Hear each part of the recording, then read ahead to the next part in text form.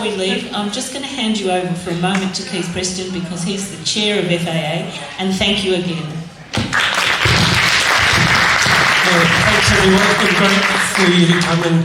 I think we're all on the same page.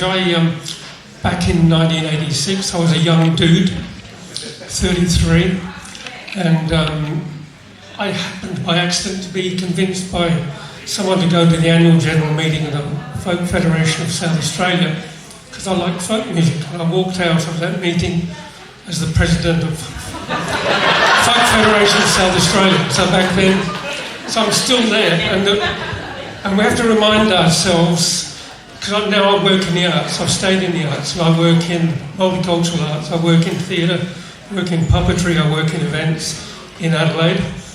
And one of the things we did, apart from running a festival, which actually went under, so it's an example of how fragile our festivals are, we went under for a whole range of reasons.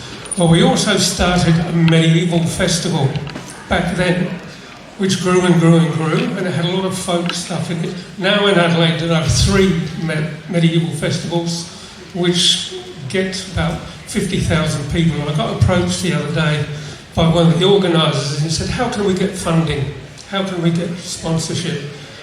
And there was nothing was written down about how great the festival is, what it does for the community, what it does about for the artists, what it does about the local economy, what it does about the lifestyle that it offers, what it does for regional towns, local tourism, because that's what the folk movement does, which is when you're in the arts, and the arts champions itself, opera, festivals. We were doing Worm Adelaide stuff in folk festivals before Worm Adelaide. Now they get 120,000 people, and they go, we're the champions of multiculturalism. But they don't have any of the community stuff. They don't have, in some ways, the heritage, the cultural traditions, the community building, the engagement. So what we do in the folk movement is probably better than anyone does it in the arts. But we're doing it at a local level. And I'd like to suggest that probably some of the things we need to do is build our skill base, which means we have people who know about community development, we know about event management, we know about funding, and we also start knocking on the door to get value and recognition for what we're doing in the Australian society through our festivals, through our community engagement. So that's our challenge, is for us to all be on the same page and championing our sector, because we're the best part of the music industry. Whether you realise it or not, we're the best part of the music industry. And we need to let everybody know.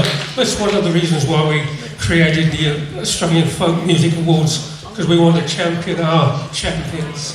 So that's the kind of vision that we have for Folk Alliance. We headhunted 3 younger board members last year who were doing fantastic. And so come along 5:30 tomorrow and meet some of our board members, and we'll all continue our journey together. Thank you very much for coming.